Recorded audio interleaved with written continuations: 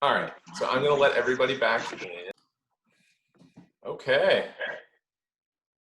Welcome back, everybody. Hello, all. If you have, oh, I'm getting some feedback, I think. That's weird. So if you have your camera off, pop it on just so we can see your face for a second. I just want to introduce you all. Hi, Max. Chinton, are you back? Hey, there we are. Hello. Okay. So we are ready to go for our first presenters of the day. We have Jennifer Dittmer and Maya Jabrauer here joining us from Fanshawe College, Lawrence Killen School of Business. Oh, there's Omar. We'll put him in now too. Excellent. So thank you both very much for joining us today. Super excited to have you here. As you know, Jen and Maya are going to be talking to us, you can probably see on your screen, talking about SEO today and social media tips. So to kick off kind of our marketing week, two great things that everyone's kind of asked questions around already. So excited to have both their presentations kind of combined together. So we have this is our second duo of Leap In, and our last duo went really well. So it's always great when two good minds can come together and do a presentation together. So it's gonna be great. So I will let you ladies take over. If you have questions during the presentation, Jen and I have asked that you just ask them, the open format here. But if you're a little shy today and you'd rather pop your question into the chat, that's totally fine. I'll be monitoring the chat throughout the duration. But other than that, any questions, concerns from our Leap In participants right now before we get started? Everyone is A-okay? Awesome. Well, Jen and Maya, the floor is yours. Great. Thanks, David. You're very welcome. Hi, everybody. This is Maya. I was just telling David a little earlier, I'm going to keep my my video off simply because I seem to have some internet issues here working from home. So hopefully there's no disturbances while you listen while I'm talking. I took a look at some of your websites. David sent me a list of your startups, and wow, I'm really impressed. You've got some really interesting ideas going on.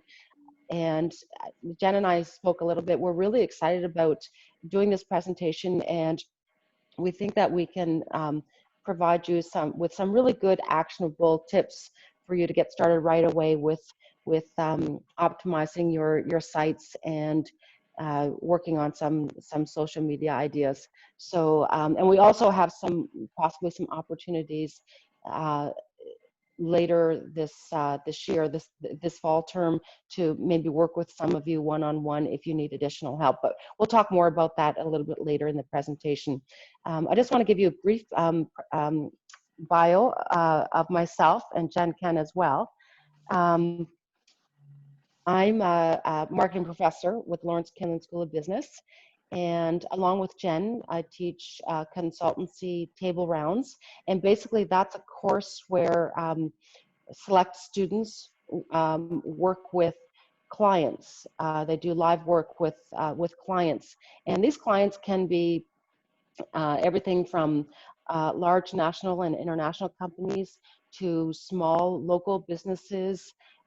We do a lot of work with not-for-profits, and we also work with startups. So we do all kinds of marketing assistance, everything from website building and launch to social media strategy and execution, as well as Google AdWords campaigns, social media ads, branding, SEO advice, anything you can think of as far as digital marketing, that's what we can help with. So we also, in addition to working as professors at Fanshawe College, we also have our own digital agency. It's a small agency where we pair graduates, Fanshawe College graduates, specifically marketing graduates, with clients who want to work with us. And often those clients are the ones who come through the consultancy program. So, so we do that as well as teaching at Fanshawe. One thing I want to note, if anyone wants to link with us on LinkedIn after the presentation, we would welcome that. So please be sure to connect with us on LinkedIn. Okay, Jen, did you want to say a little bit about yourself before we get started? Sure. Hi, everybody. It's nice to see you all on here. I'm kind of looking through the pictures and seeing you. It's a pleasure to be here and talk to all of you today. As Maya said, we both are really passionate professors at Fanshawe and have worked with all kinds, big and small.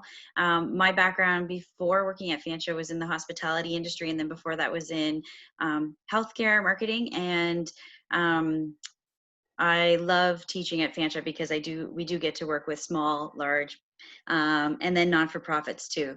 So it's been fun, and then working with the creative students' ideas, and yeah. So today, yeah, I'm very happy to be here and talk to you guys. Please interrupt at any time if you have a question about something or if something's unclear. We don't have to wait till the end. But yeah, that's all. It's nice to meet you all, and yeah. Okay, let's jump right in then. Jen, I'm not sure if I've got control over the screen. Yeah, it's telling right me now. waiting for Maya to control your screen.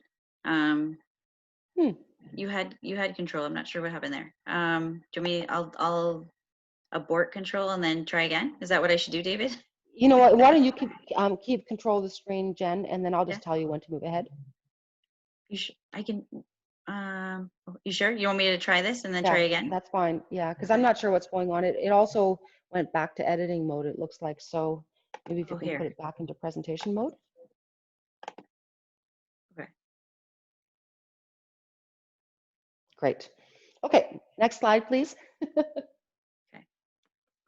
Oh, is that me doing that? No, I'm controlling the end. Okay, perfect. Oh. Okay, so I'm going to focus on SEO, which for those of you who may not know the term, that means search engine optimization.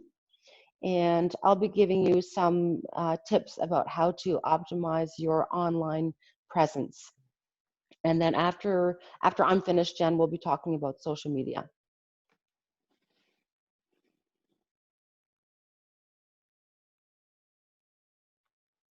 Okay, before we get started, I just wanted to share with you an interesting statistic. Did you know that almost half of all Google searches are people who are looking for local information? So this will be of special interest to those of you who are targeting a local audience in the London area.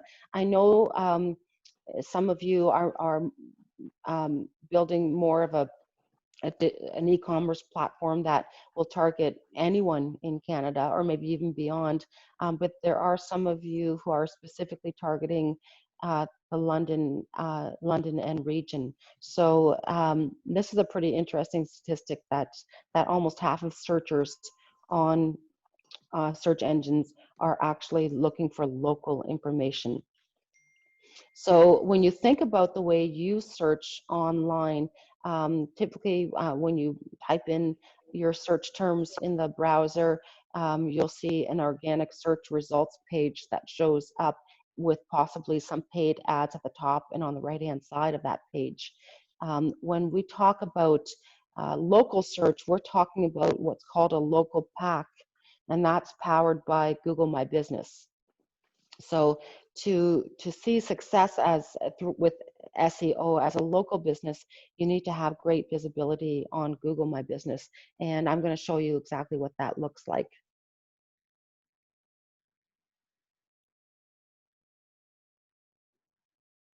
Okay, so I'm providing an example here of with a company that we worked with recently, Plant Matter Bistro. So what does search look like and what do local results look like? And you might recognize this, you may or may not. So let's say I type in the browser, vegan food near me. And you can see that right up in here, vegan food near me. Those are my search terms. Okay, I'm in the mood for vegan food and I decide to consult Google. And when I type in those search terms, Google comes up with vegan restaurants near me on Google Maps. And that's what you're seeing right here is the Google map. I take a look through these suggestions, they look good, but I decide to click on Plant Matter Bistro because it's got the highest ratings. Okay, so when I click on Plant Matter Bistro, a window opens up with more detailed information about the restaurant. So you can see here that it provides information about directions, what their hours are, where I can find their menu, which is on their website. There's a phone number. So all kinds of detailed information that people who are searching probably will find valuable. Now, this page doesn't show it, but if I were to scroll down, I would see a lot of reviews as well. So this is referred to as the Google Knowledge Panel, and you as a company have control over what people see here. So it's really important as far as optimization goes. It's really important that you have all of this information filled out. And I'm going to show you what you need to do and where you need to go in order to do that.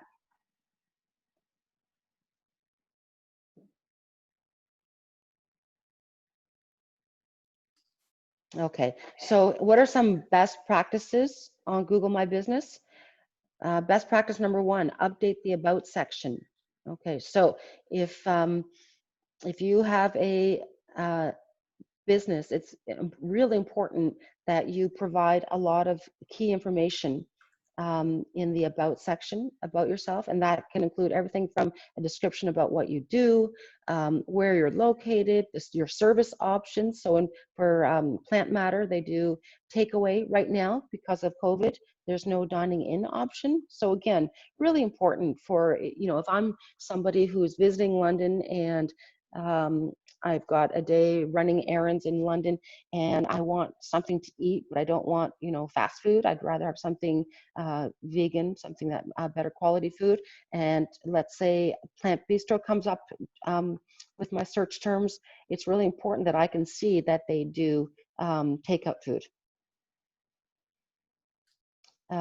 Second, another best practice is to respond to reviews for credibility. So often you'll see with reviews, you'll seldom see that you're going to have all 5-star reviews. Sometimes you're going to have 4 or 3 or maybe 1-star reviews. It's important that you respond to all of them. So if you get 5-star reviews, just respond by saying, thank you so much for reviewing us and for giving us such a great rating. It really helps our business.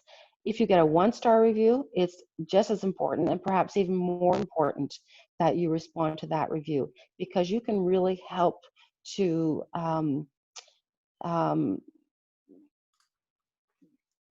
with a critical review, you can really help your own credibility by responding appropriately. So let's say somebody states something like, the food was cold when we got it, and it was awful. You could respond by saying, I'm so sorry that you had a bad experience. It's really important to us that every person who eats at our restaurant or who gets our takeout food has a great experience. Please connect with us and then bring them offline, connect with us, email us directly, and we will make this right. Okay, so think about your own experience online. If you were to see some response like that from a company, you would understand that they take it seriously, they value their customers, and they want to make sure that everybody has a good experience. And if somebody doesn't have a good experience, they're going to take steps to make sure that it gets fixed. Thirdly, use photos on the menu section. So this is especially important for certain types of businesses. So obviously for restaurants, for clothing as well, anything that where people, any kind of visual type of business, it's important that you update really good photographs and videos in the menu section. And then lastly, keep your customers informed. So again, like I mentioned earlier, right now, due to COVID, Plant Matter is closed until further notice, or they were closed. I think they're probably open now again. But this is your opportunity in the local pack to provide that kind of information. What you don't want to see happen is that somebody gets this information about your company, they make the effort to drive out to your restaurant or your store, and then they find out that it's closed. Okay, so it's important that you keep this really, really up to date.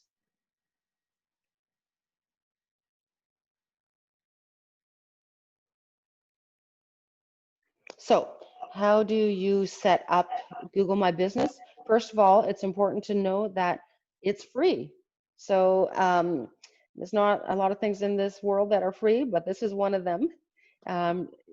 So you can just go to Google My Business, just type it in, and it takes about 15 to 20 minutes to set up your page. Now, you may already have a Google My Business page, and in order to find out, just type in the business name, and you'll find out with the search results, you'll find out very quickly whether or not it's already set up. Now, it's important to note that in order to show up on Google Maps, in order to have your business show up on Google Maps, you have to set up Google My Business. Okay, so again, it's really easy to do. It doesn't take very long, and it's free. So there's no reason not to do it. Even for those of you who don't have a necessarily local business, it's important that you set this up so that people can find out information about you very, very quickly.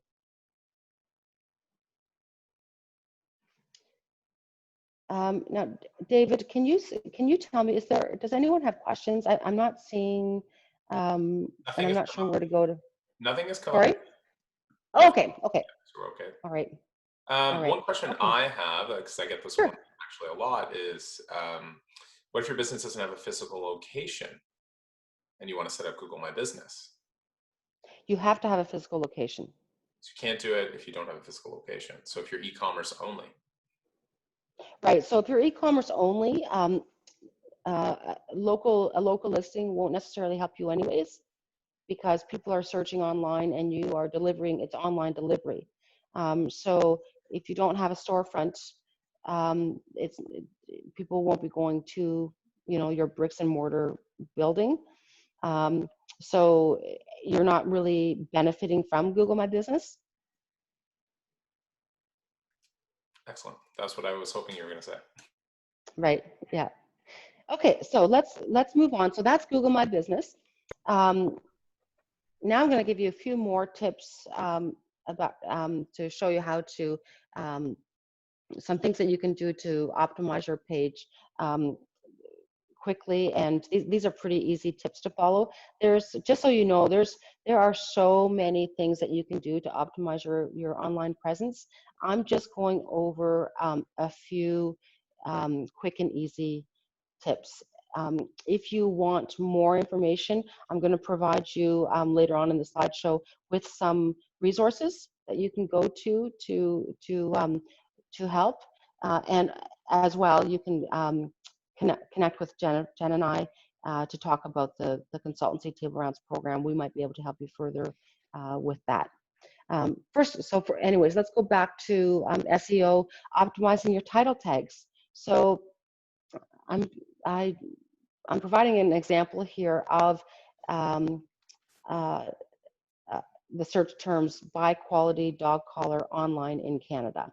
Okay, so those are my search terms, and you can see there's a lot of keywords in there, right? So quality, online, Canada, those are all keywords, okay? So what happens when I type in those search terms?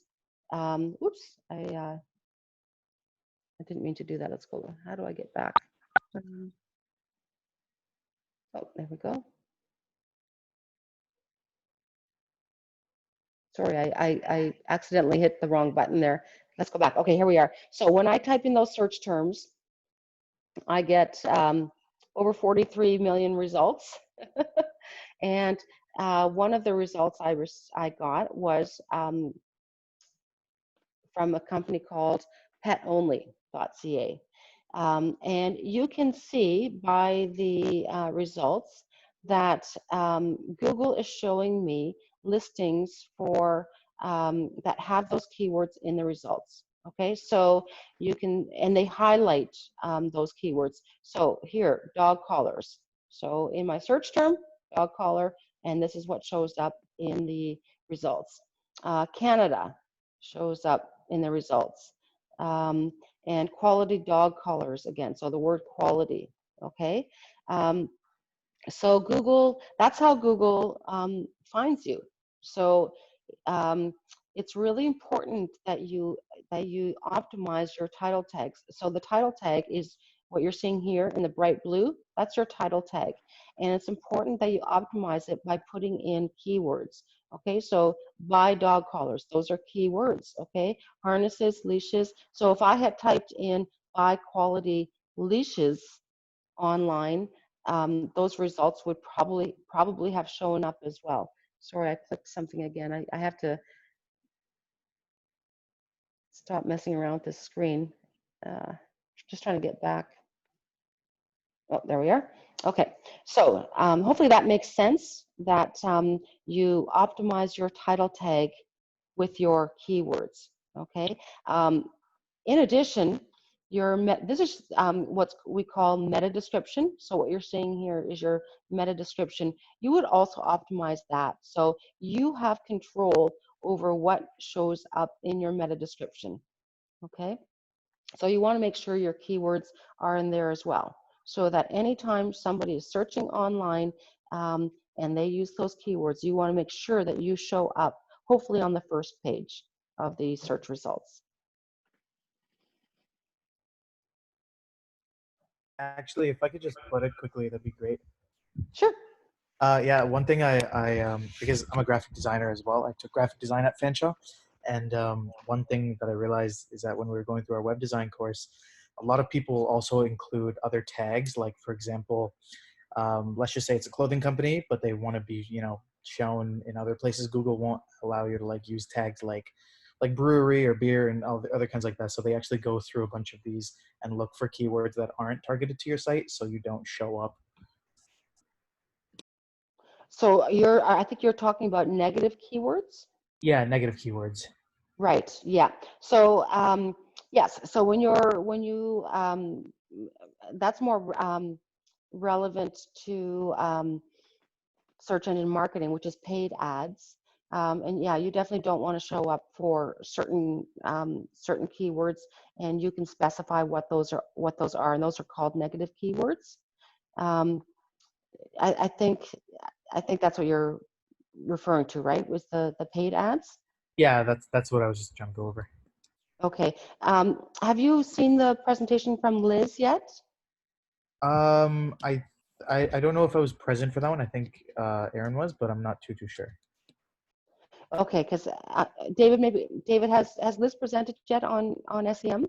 No, she'll be presenting on Thursday. Oh, okay, perfect. Okay, well, this is perfect then, because SEO and SEM are sort of two sides of the same coin. Okay, so SEO, which is what I'm talking about right now, that this is what we call organic optimization. These are things that you can do for free. What Liz is going to be talking about on Thursday are paid paid results. Okay, and that's where you can help your rankings by paying for Google ads so that you show up in the search results.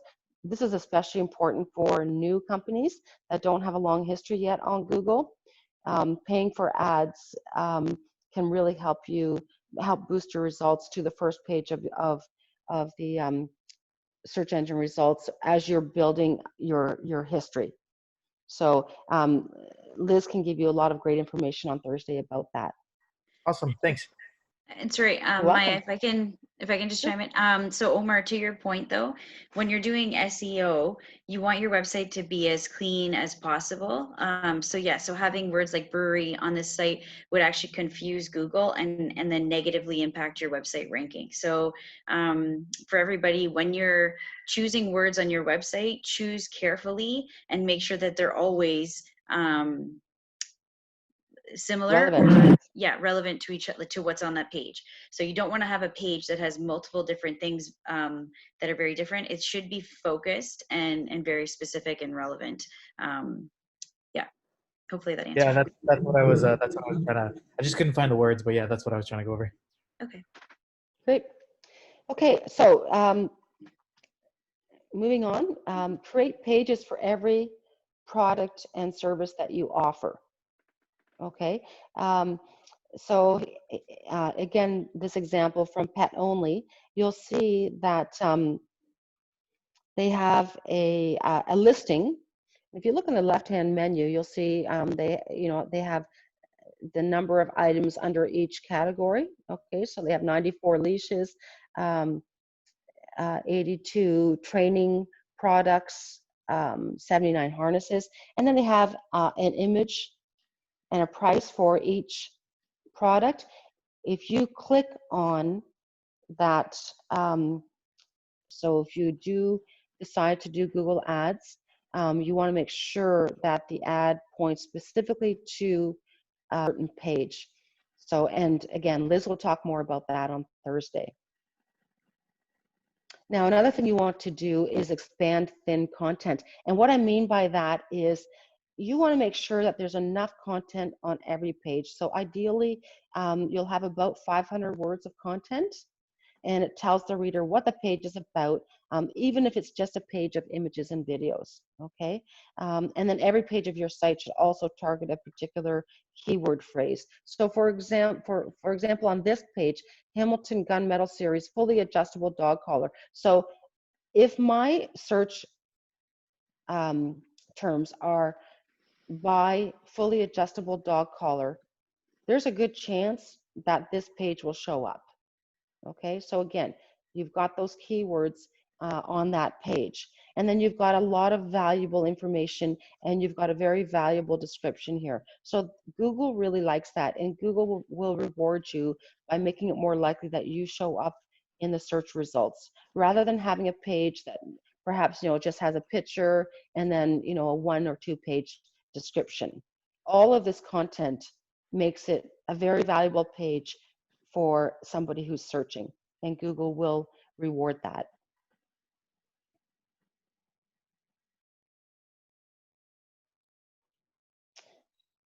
Adding internal links. So your services and product pages, you want to make sure that you drive as much traffic as possible to them, because obviously that's where the currency exchange happens, right? That's where people buy. So that's where you want to direct traffic. So you want to make sure that you link to those pages from other pages on your website. So if you have a home page, you want to make sure, so let's say here's the home page for this particular company, dogfood.com. And when you break down the website, they've got a page for small dogs, medium dogs, and large dogs. And then if you go to their small dogs page, you're going to have more pages that break it down even further. There might be a Jack Russell page, might be Chihuahua page, or a Maltese Poodle page, and so on. And those pages will link back to each other. Okay, and then if you go further with this diagram, you might have blog posts that talk about a healthy diet for your small dog, and then that blog post will link back. Okay, so you're creating internal links, and the idea is that number one, you're keeping people on your website for a longer period of time. And number two, you're providing valuable information. So they're more likely to click through from page to page to learn more about your company. And as they learn more about your company, they're more likely to make a purchase. Okay, so those internal links, they're easy to do, and they're very, very valuable in terms of search engine optimization. Now, it's important to understand that those internal links make sense. Okay, so for example, if I end up on this page for Maltese poodle dog food, and then you have a link back to your large dogs page, that doesn't make sense, right? As a user, I might see that link, or I might click on that link, end up on the dog page, a large dog page, but I don't own a large dog. I own a small Maltese poodle. What am I going to do when I land on that large dog page? I'm probably going to bounce off. And when I say bounce, that means that I end up on your large dog page, I scan it quickly, I realize, hey, this information isn't relevant to my needs, and I click off. And I might even click right off the website. That's what you don't want to happen, okay? So make sure that any internal links that you have make sense. Don't add links just for the purpose of adding links. Make sure that they make sense. And lastly, we're going to talk about online reviews. Okay, so reviews aren't only beneficial to people considering your services or your products. Google also considers them when ranking your site. So if you have good online reviews, that will bump you up in the search rankings. Okay, so when you have clients who say they're satisfied with their experience, ask them to leave a review on Google or on Yelp or on Facebook so that they can let other people know. There's nothing like creating authenticity by having people who have purchased your product or service leave reviews. Okay, other searchers are more likely to trust you if they're seeing reviews that other people leave, rather than just you talking about how good your product or service is. Okay, so reviews are so valuable. Now, it's important to know that some people don't know how to leave online reviews, or they might think that it takes too much time. It's not worth the effort. Maybe they were perfectly happy with their experience with your company, but they just can't be bothered with leaving a review. So you want to make it easy for them.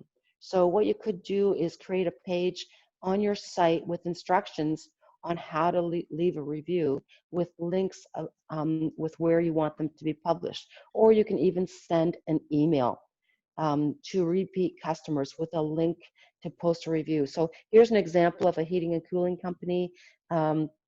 This is something that they might send.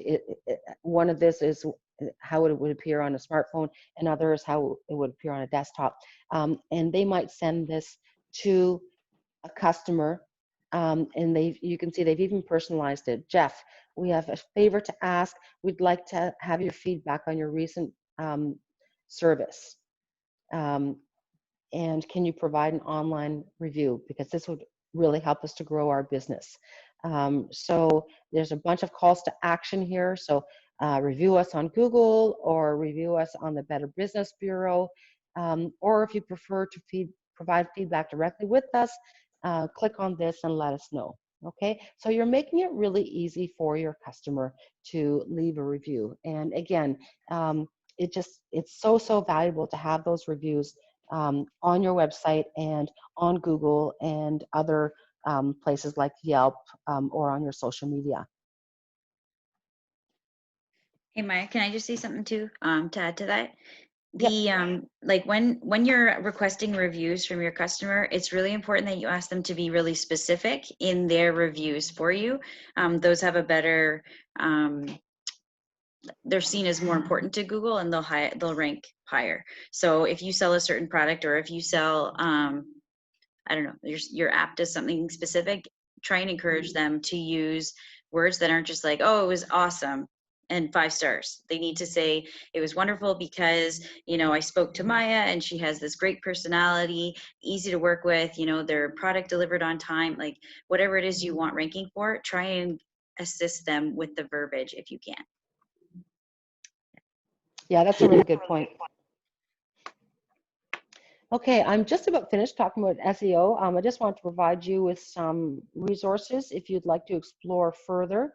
So there's a lot out there. Again, you can do your own Google search to find out which um, platforms or tools will help you with your SEO efforts.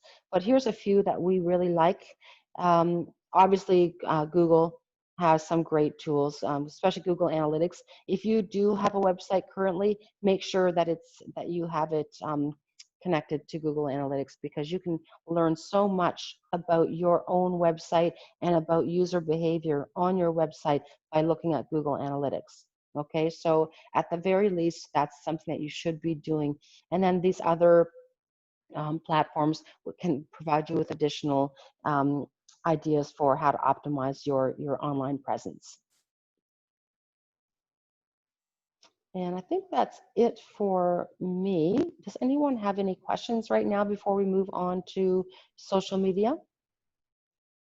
Any questions, guys? Chris, I think you're. I just wanted to say thanks. I felt like it was very specific. I don't know, like, if you knew that I was like starting a company with dog collars and dog products, but Yes, I did. oh, okay, that's awesome. Yeah, it was very specific, and it really helps like when I'm going to be putting my products like in my store, like what to look out for and what to, what to have in the tags and everything, right? And how to be Yes. found. So it's Yeah, awesome. yeah, for sure. And yeah, Chris, if you want any additional help with that, just connect with Jen and I. We are taking applications for the fall for the consultancy table rounds course at the Lawrence Kinlan School of Business. So if you feel that you could benefit from some additional help from some of our expert students, then by all means get in touch with us, and we'll definitely talk about that with you. Okay, great. Thank you. You're welcome. Okay, I'm going to hand it over to Jen, and she's going to give you some tips for your social media marketing. Okay, cool. Is there, David, any way I can see everybody? I like it when I can see people. If you change How do your I do that? top right, you'll see it says gallery, like speaker view or gallery view. Do you guys see my screen? I'm clicking on participants. Is that where I'm supposed to be? I think so. Jen, I still have control of your screen, so you're going to have to take back control. Oh, okay, stop sharing. Yeah. But then everybody won't see it anymore, right? It's okay. You can just reshare it if you want. Okay. Abort control. Can you guys all still see my screen? Yeah, I can. Yeah? Okay. And then, sorry, David, where were you saying I need to go? So in the top right side of your screen, you should have like a counter, or it'll say speaker view or full screen. Like you can usually switch between single speaker view or gallery view. It'll be inside the Zoom window. I think it's grid video is what you want, right? Yours might be different from PC to Mac, but oh, I just want to, yeah. So it, like, here I have participants and it lists everybody that's in the class. yeah. But it's should be a top. There's nothing in the top right of your screen. Jen, are you on a PC or a Mac? I'm on a PC. Okay, so on the top you should see a green bar that says you are viewing Jen's screen. No. Oh yeah, you are viewing Jen's screen. Yes. Thanks. And view options. If you click down from there. View options. I see. So what I see is mute, stop video, participants, and then. Okay. So,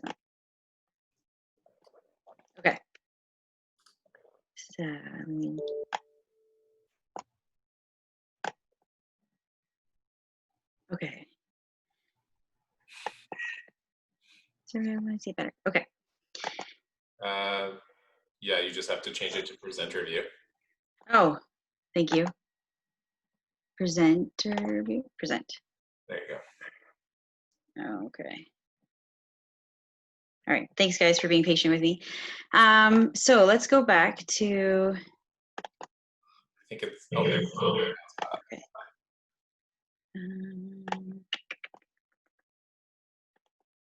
Let's go back to beginning. Okay. So social media, yay! Everybody has a social media account. I was looking at all of the accounts that you guys shared with us, which is great. I'll be honest, and I don't know if you guys share the same experience, but social media is challenging. It's not easy, and often everyone thinks it is, and often everyone kind of leaves it as like, oh, I got to post today, or they, they'll put an administrator, like they'll put somebody who has no experience on social media, who they just kind of delegate to the job and say, hey, you get something up today for us. But as we're going to show you today in this presentation, social media today is really important. It's not a fad. It's not something that's going away right now, and it can really help you with your search engine optimization that Maya was just talking about, driving traffic, driving conversions. And we need to differentiate ourselves on social media, and we need to optimize it as best we can to thrive in our business, right? So, and with small businesses, I empathize with everyone who has a small business, even large businesses, because it takes time, and you need to invest time into it every day. So yeah, so let's get started. How do we optimize our social media? So this is just a little fact that 71% of small to medium-sized businesses use social media to market themselves, and 52% post at least daily. They post every day. So not everybody is posting every day, and I myself even find it challenging sometimes, unless I do a content calendar at the beginning of the month. But when you get going and you're doing your thing, whether it's dog collars or your fashion or your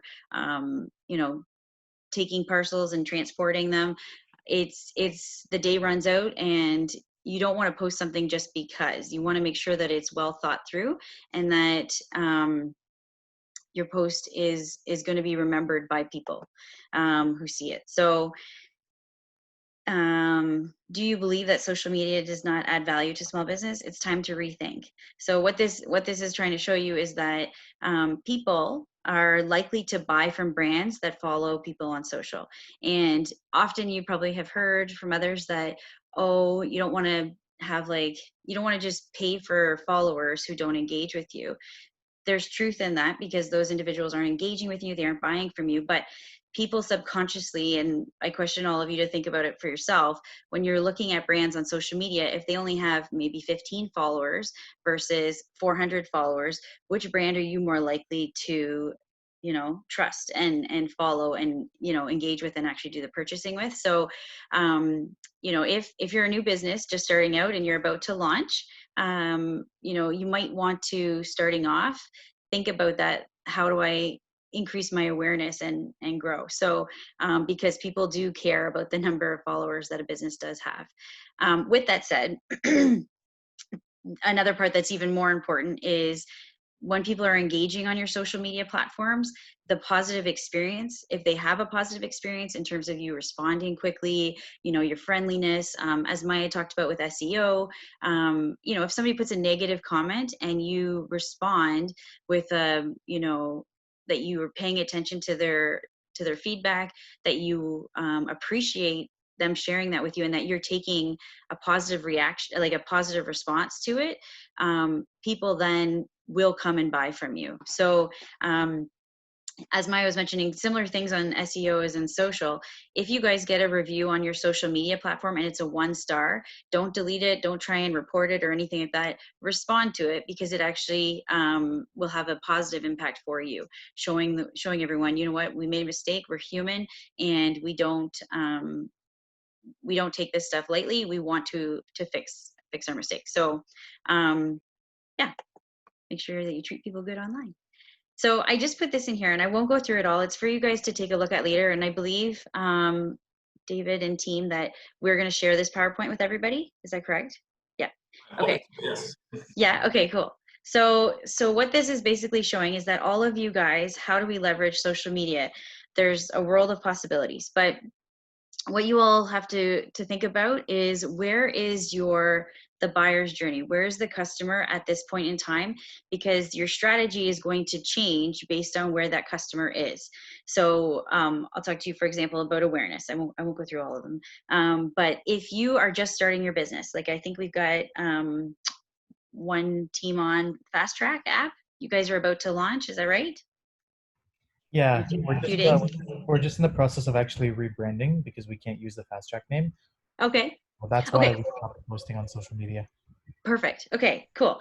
So in your instance, this works also, but your objective is to raise awareness. So then you go, okay, and maybe some of our other like individuals on the call aren't focusing on awareness. They're going to focus on like the decision or the buyers, like further down on the buyer's journey. But if we focus on awareness, then the thing we need to look at when we're doing our social media strategy is, how do we get exposure? How do we get reach? How do we get more people to just know that we're here and that our product is available, right? That's the very first step. We want to let people know, hey, we've got something going on over here. And then we want them to start thinking, which is the next step, you know, I'm going to dive in and learn a little bit more about these guys, and then actually make that conversion, which is the next step in buying, and then become ambassadors for us. But when you're looking at the awareness part, we need to think about, how do we get reach when we don't have many followers? How do we let people know?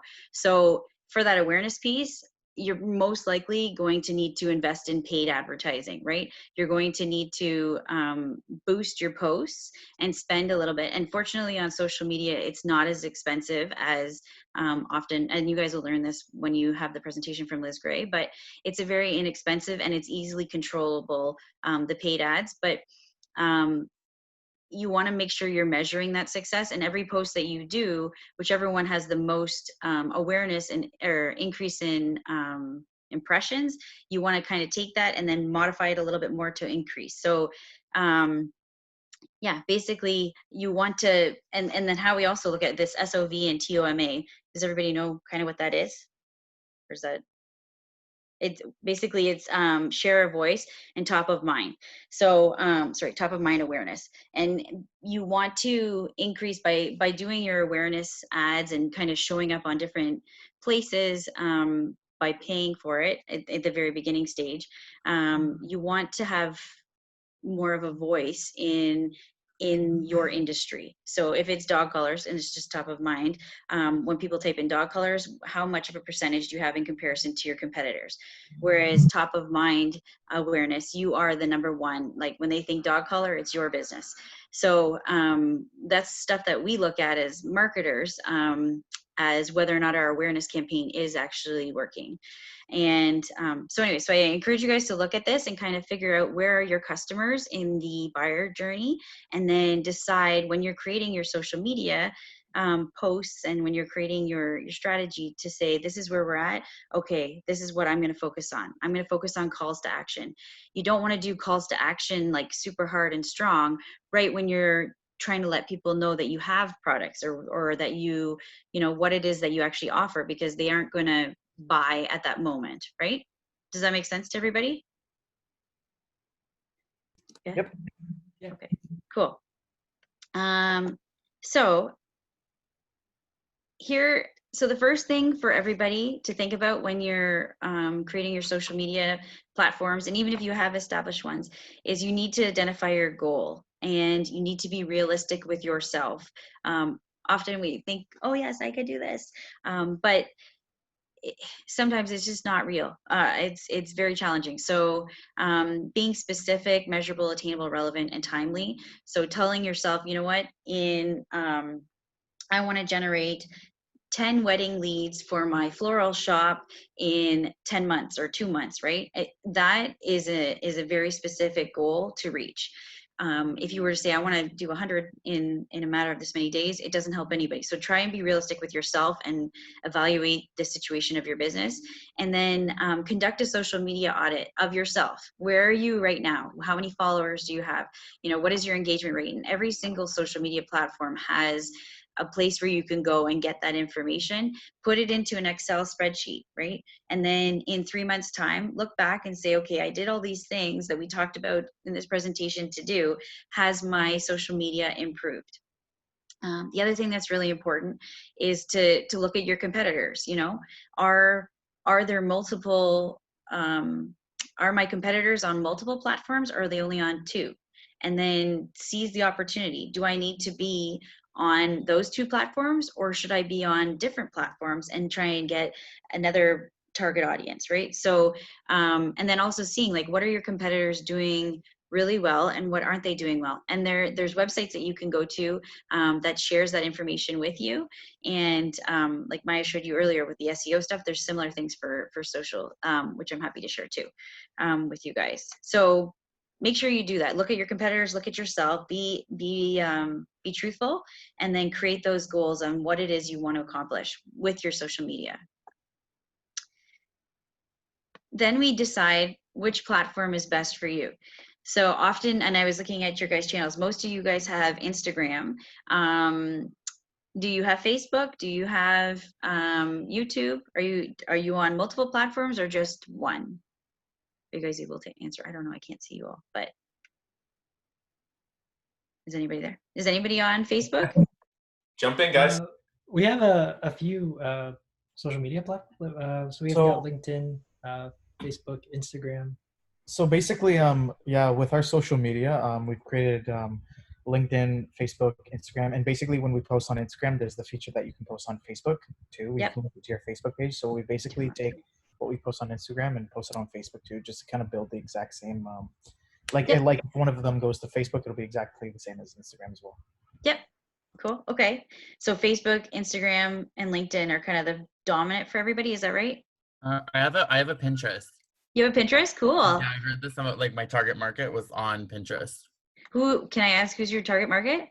Millennials. Yeah. Millennials, and then also women. So, like, for sure, like, yeah. Okay. Women on Pinterest. That. Perfect. Okay, so I'm going to my next slide, which, yep, bam, you should be on there. So if you look at this chart, right, it's choosing the right social media platform for your business.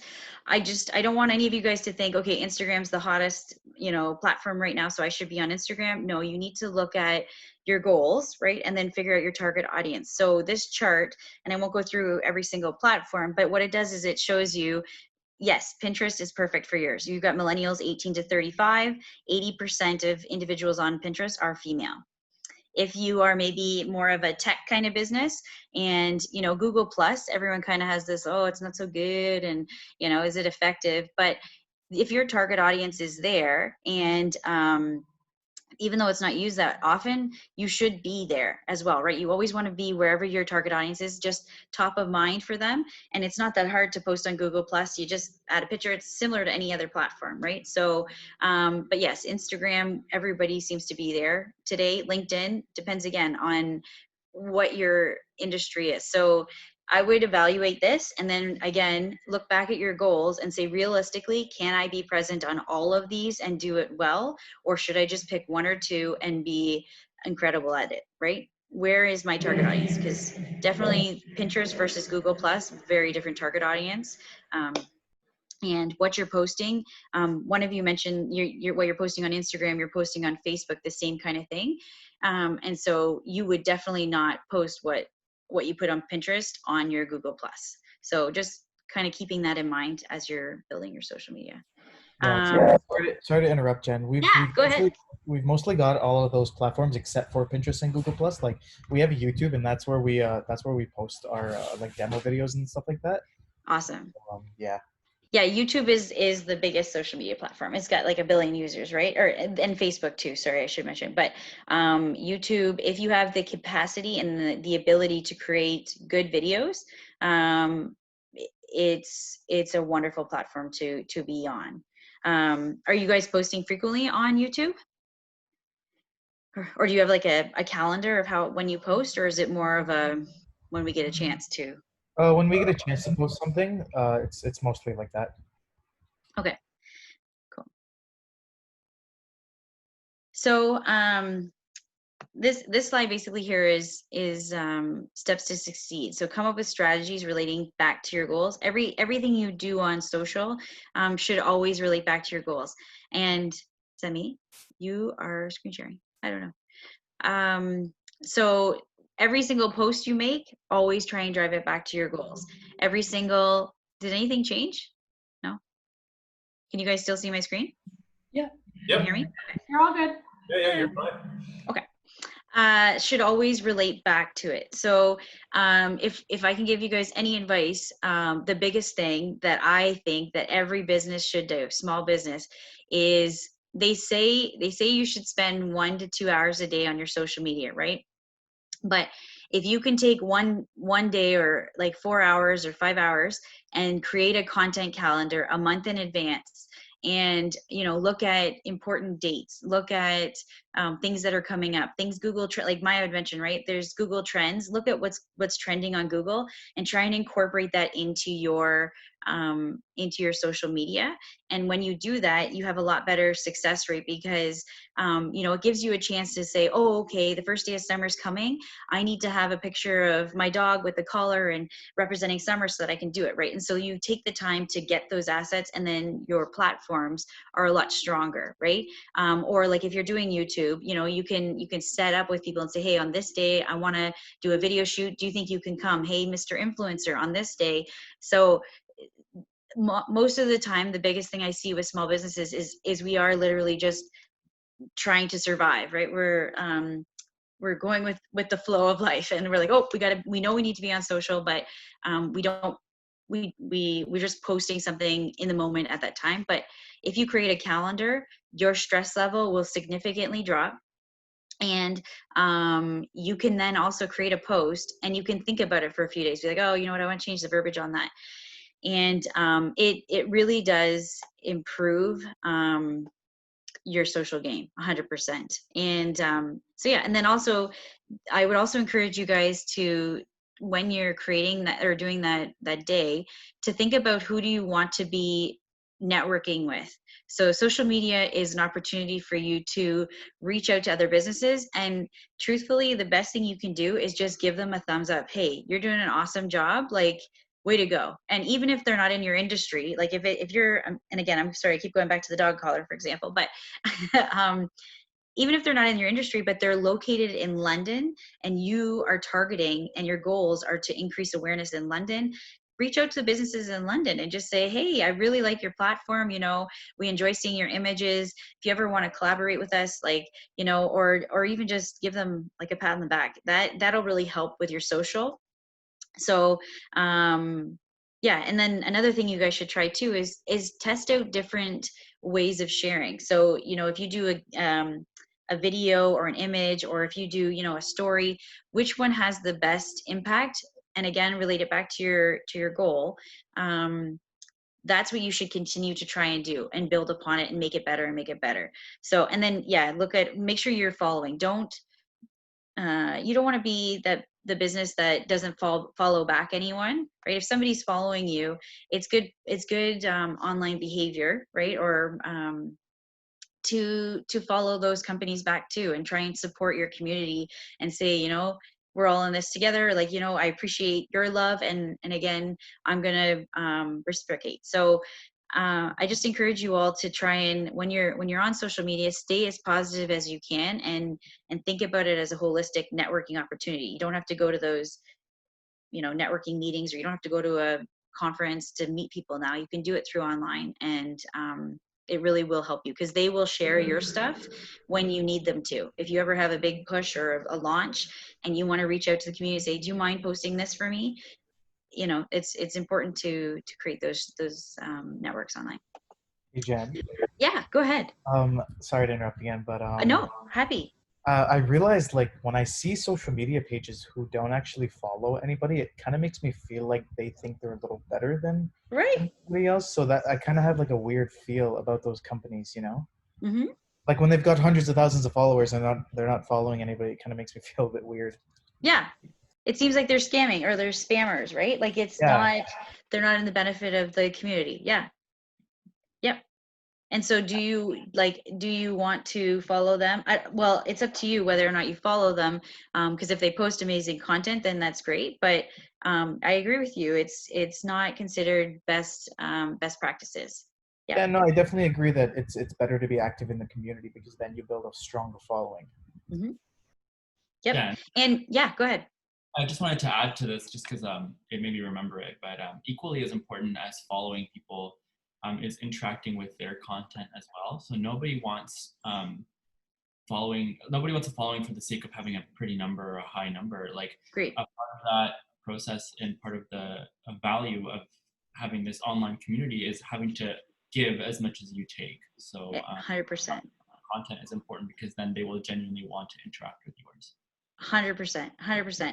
And that's why, like, when they say spend 1 to 2 hours a day on your social, that's you going out there and communicating to others, right? Like, hey, that's a cool product, or, you know, nice shot there, like, way to go, man. Do you think we can have a coffee and connect? Or, you know, 100%. I think you should be constantly, and that also gives you more visibility, right, in the community. So if people are following them but they're not following you and they see your comment, that gives you an opportunity to showcase yourself as well. But yeah, I agree with you. It's very important. So this is just an example for you guys. You can do it yourself on multiple platforms. You know, Constant Contact or Hootsuite is just some platforms you could use. But you know, create it here, and if it helps you too, you could say like Mondays are always going to be your motivational days, motivational Mondays, or Tuesdays you always want to do like a joke or whatever it is, just to help you with your structure.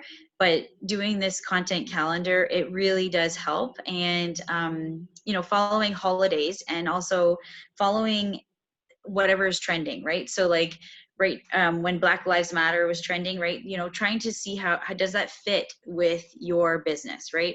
Seeing if there's I don't know, whatever it is that's currently in the news, or whatever Google Trends is saying, people, or, you know, COVID, right? COVID-19. Should you be contributing to that thing? You can put it into here and then make sure that it's balanced, your social media platform. So yeah, that's my number one thing I really encourage all of you to do, is take a day a month to just focus on your social. What else we got here? Focusing on building relationships. So 71, we've kind of talked about this too. 71% of people are more likely to purchase from a brand after a positive experience on social. So keep responding to comments, questions, messages, and also prompt interactions. So as you were saying, I'm sorry, I don't know who that was saying that. You know, you do that on your own platform, but also create questions on other platforms, you know, create on other businesses, you know, and interact with people. It doesn't have to necessarily even be the business. If somebody makes a comment, you can, you know, say, yeah, I support exactly what you just said there. So, and then time, your response time is extremely important. And but with that said, you need to set limits. You need to have a work-life balance, but customers expect in today's age that you will respond either imminently or within like a 2-hour period. So with that said, they are respectful too of small businesses. If they send a message and you have your hours are closed, you know, that the next morning is fine. But typically on social media, the faster you respond, the better. And but I can tell you, it is, I don't know how many of you guys are addicted on your social media. I used to work at a large, ginormous hotel, and I was up all night every night monitoring the social media. And so you have to set limits though. But yeah, what else do we have here? So yeah, steps to succeed: constantly monitoring your performance. Every social media platform has a place where you can go and get insights, right? And look at those. You don't have to look at them all the time. You know, often we tell small businesses, you know, on a monthly basis. So maybe when you do that, you know, the content calendar, take a look at your insights and say, okay, this worked for me last month and this didn't. I'm going to try more videos. I'm going to try, you know, less content. Often we write big long paragraphs and people don't want to read that stuff anymore. But some businesses succeed with that. So just analyze and look at what has been working for you. But these tools here are all phenomenal websites to check out. They they can show you kind of what your competitors are doing. They will show you what you're doing well, and you know, pick and choose. There's no way that anybody can look at all of these platforms and be successful, because it would take you hours and days and days and days. Pick and choose which tools you think are most beneficial to you and to your goals, right? And then analyze the same thing every month, and just try to improve from there. Jen, do Yeah. you have a favorite of these tools? Do I have a favorite? I do. But definitely not all of them. Sorry? I said I recognize some of them, but definitely not all of them. Yeah, I truly, and some of them are like, you got to pay for some of them and what have you, but my favorite to date has been Sprout Social. I really like it. Does anybody use Sprout Social? No. I have used it. You have, yeah. And Hootsuite again is like the most popular one, right? So a lot of people know Hootsuite. Cloud Score, like yeah, I would, for me, definitely I would invest in Sprout Social. And I think it's great. It's a one-stop shop. You put it has a content calendar for you. It has, you can buy different packages, right? So based on the size of your business, but it's clean. You can respond to all comments in one platform, right? Which is awesome. Who wants to go from your Instagram here and go to your Twitter here and Facebook and whatever, right? So it's just a one-stop shop, and I really like it as a platform. I agree. Yeah. Does anybody on the call have a favorite? Do you guys use any of these? No? Anybody using a manager right now? I really, not a manager, but I really like Instagram Insights. So if you're a business and you have a business account, you can see like the demographics kind of. It's not as detailed as some of these, but right. I think. Do you use the Pinterest Insights? I've done it kind of like I've seen a little bit of it, but I haven't really dived into it too much. Yeah. Okay. We'll try and do it on a monthly basis. Okay. Go into Pinterest and like pull that data for you, because I think that that'll really help you with your online presence. Yeah. Yes. Facebook. I did some paid ads, so yes, that way I can see the demographic of people, where they're coming, or even they show me the time, or when is the most popular time people like look up for certain information. Yeah, I think it's really useful, and also like Google Analytics as well. That's good. Totally. And but again, like you want to pick and choose. So if you're gonna do Facebook, and like you don't want to be looking at too many platforms, but yeah, Google Analytics and Facebook Insights, those are the most popular, right? And that's what yeah, they're very helpful. And knowing what time your customers are online, right? Knowing, and I haven't shown here kind of, I should have maybe done some snapshots of what these platforms look like, but you know so much information without knowing the person's name when they're online. You know, do they like hockey? Do they like their behaviors? Like people share all this information, and it's wonderful for us as small business owners to do very specific targeted ads, right? I think, and you said you did some ads. Yeah. Did you find it was successful or no? I'm still trying to understand, because it's a lot of information, and I still have to figure out what I wanted to look for, right? So it's like analyzing data is the thing. Is like, what are you trying to look for when you have so much information coming in? Right. So I have to figure that out first. Yeah. So that would be the beginning state. Like step one is just, my goal is this. Is your goal to raise awareness, or is your goal to get conversions, right? And then, or is your goal to have influencers kind of advertising on your behalf and advocating for your business, right? So, and then how you measure that success when you go to those insight pages is, am I looking at impressions, or am I actually looking at how many people bought, or how many people went to my website, right? How many people actually clicked on my site and then or signed up for my newsletter or whatever. Yeah. So you can't dominate everything. You just have to decide and be specific on what your goal will be. Yeah. Sorry, somebody else was saying something. I cut you off. No. Oh, that was me. I was just saying, it's definitely, I think Chris and I were going through this last week. If, you know, running your first, like if it was a Facebook ad, just even being on the back end of all that, it can be very difficult when it's your first time. And the platform is designed in a way to make it difficult. You know? I agree. Yeah. So for those of you who haven't run your first ads, it's definitely know the first one you're going to run is 100% practice. And consider that, you know, maybe first $100 a loss. Yeah. Because it is difficult if you're doing it yourself, big time. The hardest thing in the world. Yeah. The hardest thing in the world? Who was that? I would literally run an entire marathon than do any Google AdWords. I would rather do that. Yeah, and that's the thing is, and you know what? Often, I find, I don't know if I'm allowed to say, but what is challenging for a lot of small businesses, right? You guys know your industry so well. You know, you're experts in the product that you're selling or in the service that you're providing. But then when it comes to the marketing part, right? With the whole digital age, it's just added more work to small businesses in particular, right? The big companies have like separate departments just for the digital marketing, right? But what I think is most painful for small businesses is that you hire an agency or you hire like thinking that, okay, they're going to take care of it for me. And then if they don't give you data and they just do the same thing, right? They just throw you a huge report and you're like, how do I break this down? You know, this literally means nothing to me, right? So and Maya and I have this conversation all the time. We've seen a lot of clients who in the past have been paying huge amounts of money and get these monthly reports that means nothing to them, and they just trust the agency. I encourage you guys all, if you do work with agencies, you know, like Yellow Pages or big companies like that, right?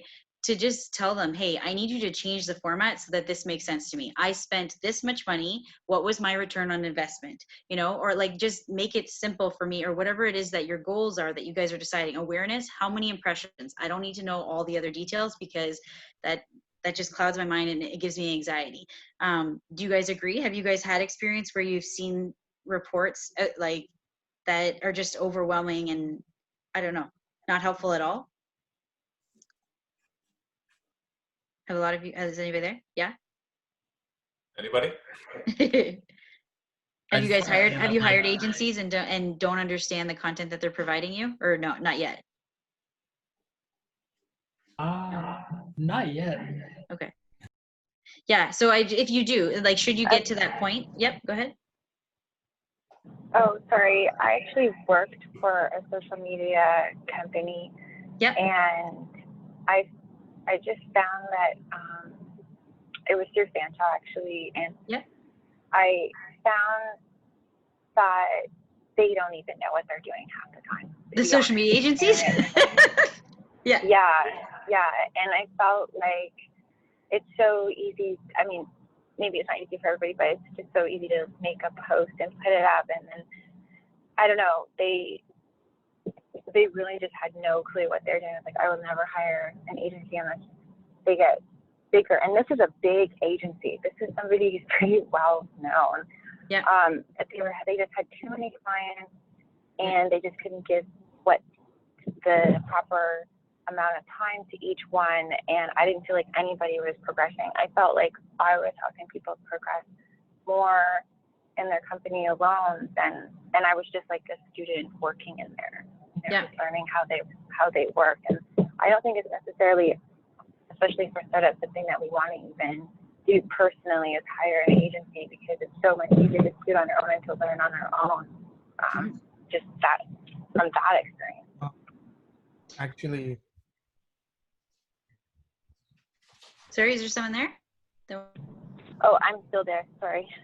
I just muted it because I was finished talking. That's why I'm so weird. Like, I'm kind of weary of like hiring like marketing agencies, because like I feel like a lot of people can start one, but like how do you know that they're going to give you results? I mean, unless they've been around for a really long time, I don't know. Yeah, and I think you guys, should you choose to go with an agency ever at any point, I think you should ask them on the front end, can you show me an example of what it is that you provide on a monthly basis to the client? So like I can tell you from my experience with Maya and with our students, what we encourage our students to do is just simply do like one PowerPoint slide and say, this is what we did this month, and this is what your results were.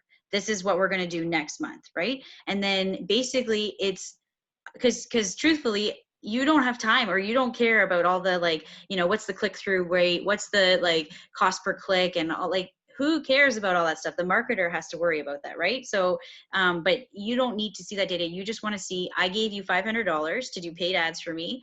What is my return on investment? How are you going to make that better next month, right? So, and with social media, it's the same thing. The marketer is responsible for if you hire them to, even if they don't do paid ads, right? They're just doing posts for you, or they're just doing, like they're engaging with other customers. If your goal is awareness, then did they increase the visibility of your social media, and what was the percentage, and what tactics did you use? And are you going to use those same tactics, or are you going to modify them slightly next month? And I truly believe that every month you should be receiving like a report that is simple, to the point, and it makes sense to the person that's receiving it. So that's my advice to you guys. I agree. There are a lot of agencies out there that just wing it. They don't know, and no marketer in digital marketing can promise you or guarantee you anything. If everyone ever says to you, I can guarantee you #1 placement on Google, or they say, you know, I can guarantee you on your social media XYZ, there's no guarantees, because Google changes their algorithm all the time. Facebook, Instagram, they all do, right? Even getting verified on Instagram, like there's so many secrets in the digital world, but there are some things that we know are consistent and that will help you time over time, but really it's individually company based. You could do something tomorrow, go to an event, and it could have a spike in your digital presence. So you need to monitor your own business, and that's my advice for you guys, and pick which platforms you want to look at and what data is most important to you to be tracking. So yeah, does that help everybody? Is that a little bit?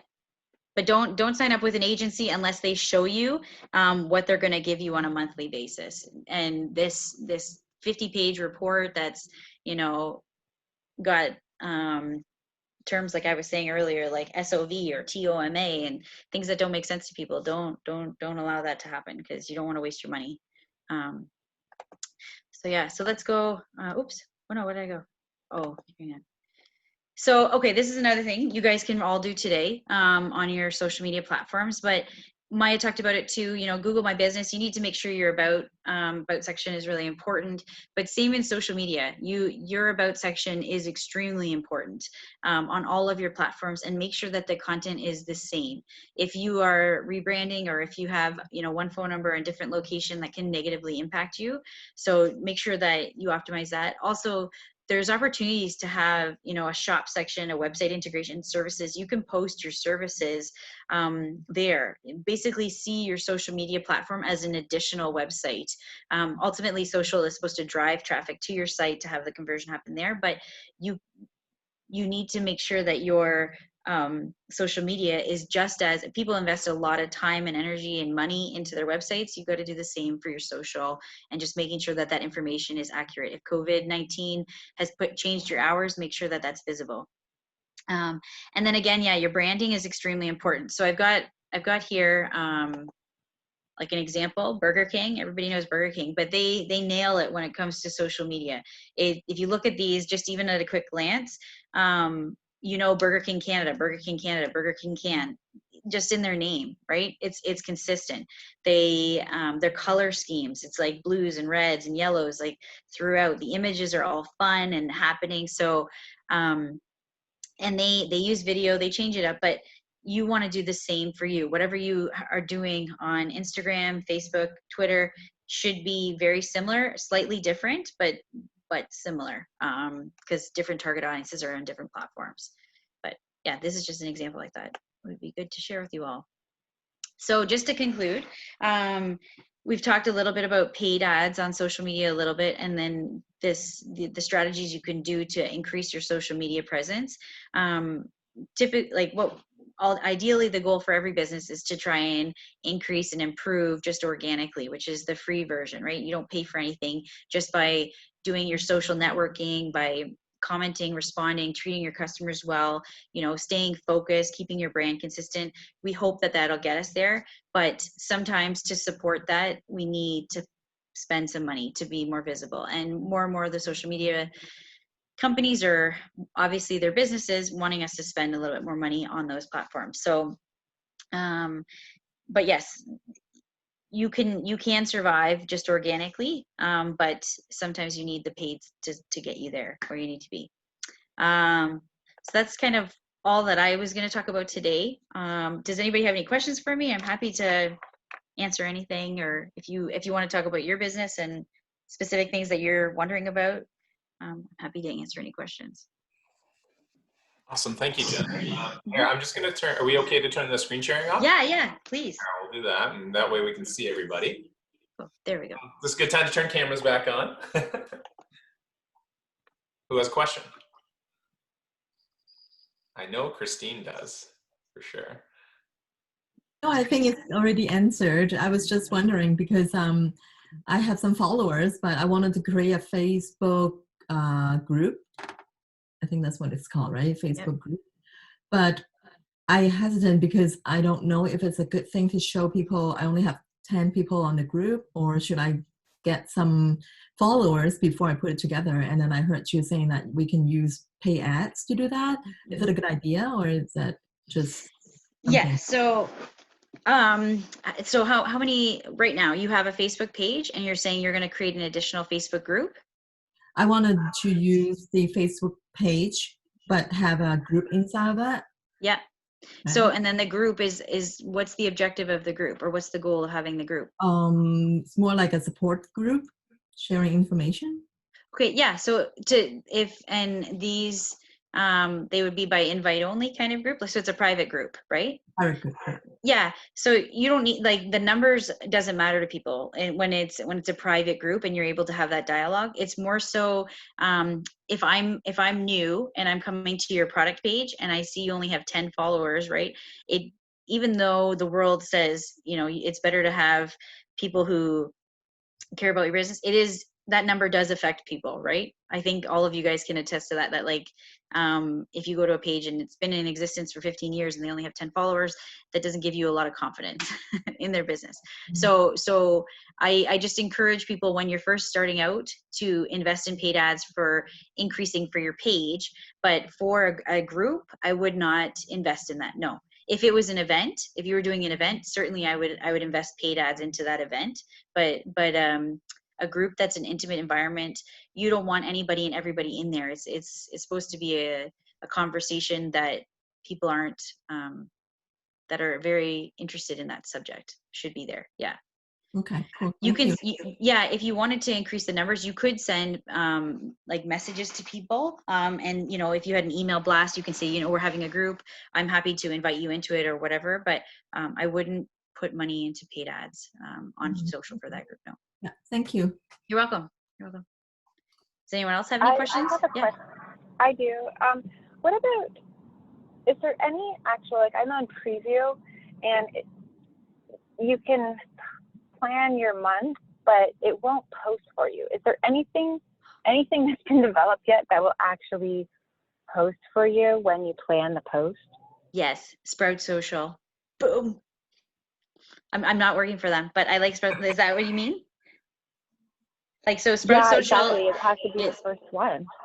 Yeah. So Sprout Social, you go into the calendar, you put in all your content, you add your images and what have you, and then it. Did she leave? Hello? Are you still there? Sorry, I'm here. There's just a fire truck. The dingings were me coming in and out. My daughter had a breakdown at camp, and I had to go bring her some food. And it was kind of. I'm sorry. They have. No, it's all good. It's all good. I didn't know if you got logged off there. No, there was a fire truck go by. No, all good, all good. So yeah, so I just enjoy Sprout Social. So yeah, what you do is you add your content and your images, and then it automatically populates all of your information to all of your sites. So you just put in the time that you want it to go out, and Hootsuite's similar. You can do that as well, and it's amazing. Like you don't even have to think about it. When you do it at the beginning of the month, your social media is done for the month. But in that platform too, when people respond to your Instagram, Facebook, it all shows up on one screen, and you can just respond to everything in one platform. It's honestly a game changer. Okay, and so can you add? So I have 6 different Instagram accounts, my kids and I, and then I have a business one. Can you add multiple accounts and you just pay the extra, I guess, on Sprout Social? Yes. Okay. And then That's does right. it also tell you the times on when you should, can you attach to Sprout Social and analytics, or is that separate from Sprout Social? So Sprout Social gives you the analytics as well. Oh. So you can see what is the best performing things for you and print those reports off on a monthly basis or whatever. Yes, it has all that too. Great. I'm signing up today. Yeah. Cool. They need, yeah. I don't work for them. I just really enjoy that platform to work in. Yes. Does anyone else have any questions? Sure. You're all good? Yeah. I have a couple that got sent in. Okay. Oh, I didn't see them. I'm sorry. Oh, there's like I think they seven. were sent to me privately. So. Okay. This one is for more on the SEO side. Yes. Keyword research as a beginner seems really daunting. Any recommendations?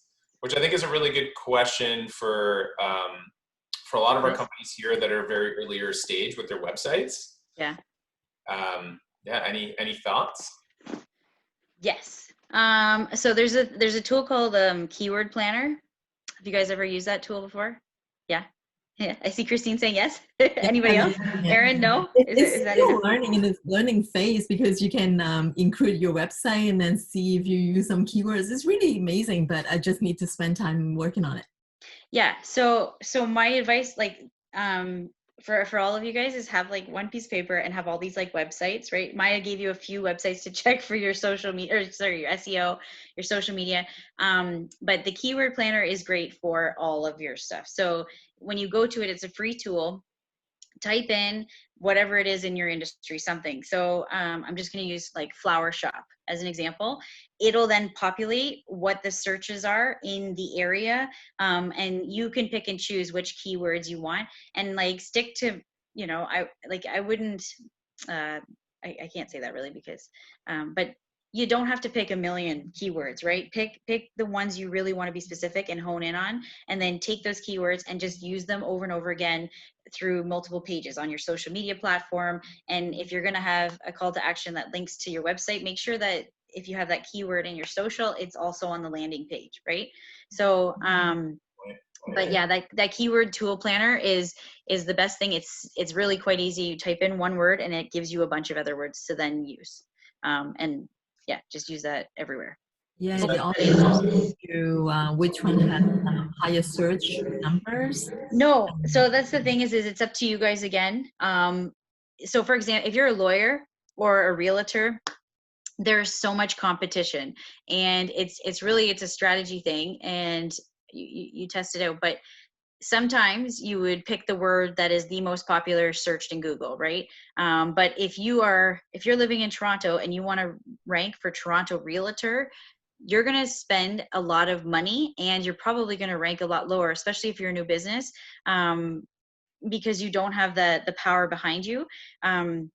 So you might strategize and say, you know what, instead of me going after this one that has 1 million searches, I'm going to use the next keyword that only has 100,000, that is realtor in Toronto, focusing on single homes, or whatever the phrase or keywords that you want to focus on. And you may have more success being more targeted, because those other realtors all think that getting on the most popular keyword is the best strategy. Does that make sense to everybody? So sometimes you have to play around. And you know what, maybe it is to your benefit to try and be present in that top keyword, but often we kind of encourage people to look at maybe some of the smaller ones and be more specific.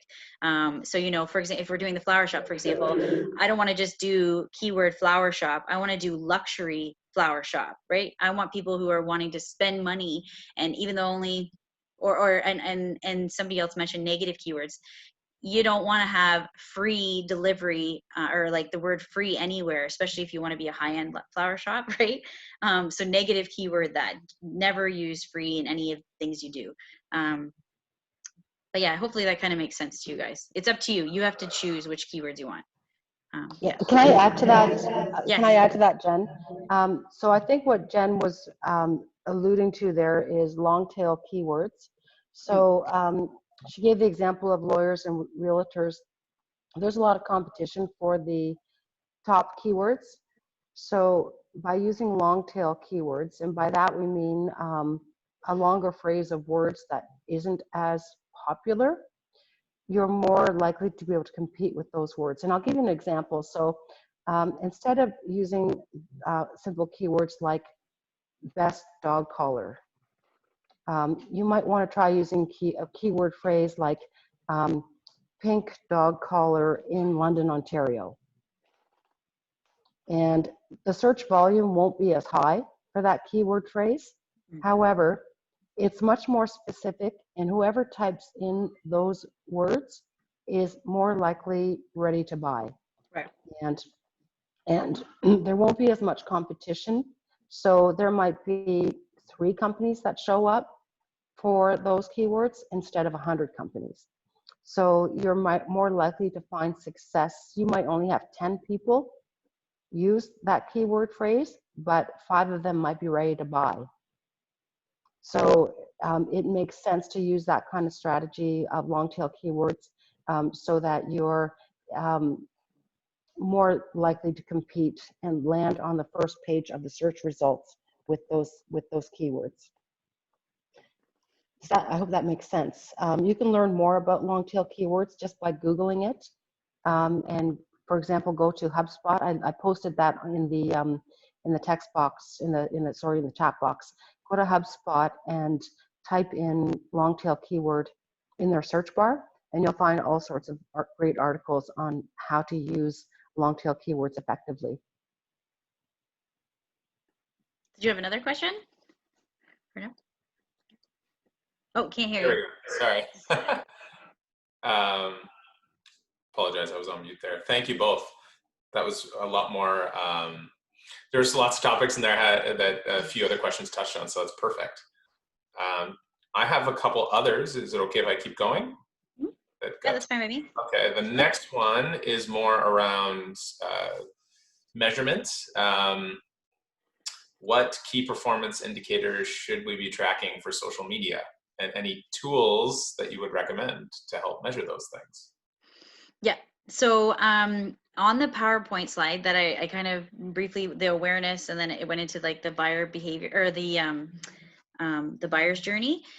In there, it tells you, like, one of the columns is the KPIs. So if your goal is to increase awareness, or if your goal is conversions, look at that chart, and then in the column it tells you what KPI you should look at. So yeah, I highly recommend you guys take that slide, print it off, and keep it somewhere. But yeah, so there's different KPIs, like whether you're at the referral stage, right? That would be the last stage, right? And like, is my customer, how many referrals did they give me? Or, are they an influencer, or are they just starting off trying to understand my product that I'm offering, and awareness? So it truly depends, the KPI that you use, on where your customer journey is. And I truly encourage you guys to select, based on what your goal is, only a few.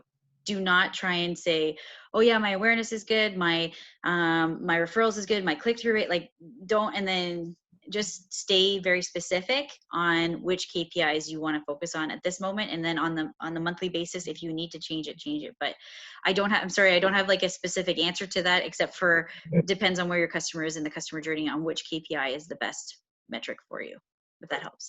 Yeah. Definitely. Yeah, it was pretty generalized for the question. Sorry. It's okay. I think we answered that one. Oh, I like this one. What is too salesy on social media? How should I balance selling versus providing value? Yes. And second to that is, how long should I be attempting a tactic on social media to know if it's working? Cool. Yeah, so social media, the purpose of it is not really to be salesy, right? So the whole goal is to just be more of like an education platform, an easily customer service experience, right? But our goal as a business is to make money, right? And to make those transactions happen and get those referrals. So Again, that's where I would, on a monthly basis, look at your insights and see, you know, you put call to action. A call to action is, you know, sign up now, sign up now. If you keep doing sign up now,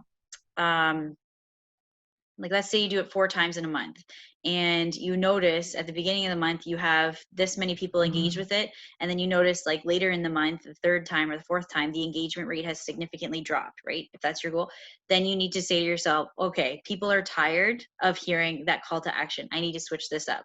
And you need to see too, like when you're looking at your insights on whatever platform you're using, do people engage the most on Tuesdays? Do they engage the most on Mondays? Because that'll tell you, depending on your overall goal and strategy, when you need to, like, let's say you have a big product push and you really want to get it out there, that'll tell you on Tuesday is when you should launch your call to action, because that's when everyone is most engaged, right? So I can't tell you how often to do it. Again, it's individually based per social media account, but if you look at your insights and you notice that things are going down and you've repeated it, then you need to switch it up. And nobody follows you on social media because you are selling to them. They're following you because they want to learn more about your product, or they're trying to benefit their own social well-being. Does that make sense for everybody? So you need to do it in a way that doesn't come across as always buy now. This yeah, you need to make benefits to them or the needs. And sometimes, you know, providing a little trick or a tidbit makes people come back to you as well. So yeah, that was a long answered question, but I definitely, I think it's based on a monthly basis, how your audience is responding to your calls to action every month. Yeah. Excellent. Thank you. That was great. Thank you, Jenn. Does anyone else have any questions? By a show of hands, just quick, like who's actually started, you know, to think about their own SEO at this point? Just curious to see by show of hands. I've been using this to measure. I'm pretty active. Good. Yeah. And okay. Do you guys have your analytics set up? Google Analytics? I do. By show of hands, how many people have Google Analytics set up? Okay. Yeah, we got today. I also have Jetpack cool. analyzing my website too, so it's pretty perfect. cool. Yeah. That's on your WordPress, the back end? Yeah. Cool. Yeah, that's the number one thing I think all of you, if you can today, when you sign up for Google Analytics, it's free, but it takes some time for Google to start to track your data. So even if in a month's time from now, you want some information, it does take time. So the earlier you can get your Google Analytics on your website, the better. Do most of you guys have WordPress as your website template? Or what do you use for your website? We personally use WordPress. Yep. Anybody else? Maxwell, do you have? Shopify. Yeah. Shopify. Okay. Shopify. Cool. Okay. Okay. Anybody else? WordPress. Okay. Yeah, so in WordPress, you can do the Jetpack too, but all you got to do is when you go into Google Analytics, you copy and paste the code and put it into your website coding, and it gives you so much information. It is phenomenal. You'll see how, like what pages people are going to, you know, certain pages you may think are really important to people, nobody cares about, right? It's kind of like shocking sometimes. I've spent all this time optimizing this page or trying to do the best thing, and they don't care. So my advice today is just get on Google Analytics and get it on your site as quickly as you can. We will definitely be this Thursday when Liz joins us. That was actually going to be something we're going to cover today, is making sure that if you haven't installed it, you should be doing that for this week especially. So that's an awesome segue there. Cool. Any other questions, guys? Anything else? Any burning questions? No? Excellent. Well, I'm sorry, my dog's gonna bark at me here. Go ahead, bud. Sorry. I apologize. Zoom life. Well, thank you very much, ladies. That was amazing. So much information. I will make sure to send everybody the presentation because there are so many slides in there that have a lot of great content that I definitely want you all to make sure that you're going through and using that as an asset, as a great resource. So we'll definitely make that available. And I know I'm really looking forward to this fall with the rounds coming up. And I really hope that all of you connect with Jen and Maya. I know we'll figure out a way to maybe more formally do that. And we're definitely going to invite you to our new online platform, the two of you. We have Leap Junction Online now. So I'll send you a link later today. And if you want to keep connecting, or if there's any other resources, or if anybody has questions, that's a great way for all of us to still keep in touch. But thank you both so much for amazing presentations and for taking the time out of your busy schedules. We really do appreciate it. Welcome. It's nice seeing you all on here. Good luck with all your businesses, and if you guys do have any questions, Maya and I were happy to answer. I do encourage you, as David just said, like the employer rounds at Fanshawe is a wonderful course. Small businesses, big, whatever size, apply, and then our students basically create a 12-month social media plan for you, right? Like they create the website for you, they do this, and you don't have, the risk isn't very high for your business, because if you don't like it, you can buy and pay someone else to do it, right? Or you can do it yourself. But the students have wonderful ideas, and they're so creative, and they're doing all the latest like Google Analytics, right? They all just have their fresh Google Analytics. They have their search engine marketing with Google too. So it's a cool opportunity for the students, but also for employers too. So anyways, I encourage you all to reach out if you need any help. We're happy to help you guys. And yeah, good luck with everything. It's a pleasure. Can I get a quick photo, please? A photo? Yeah. Yeah, so everyone just give me your great big smile. Take a lovely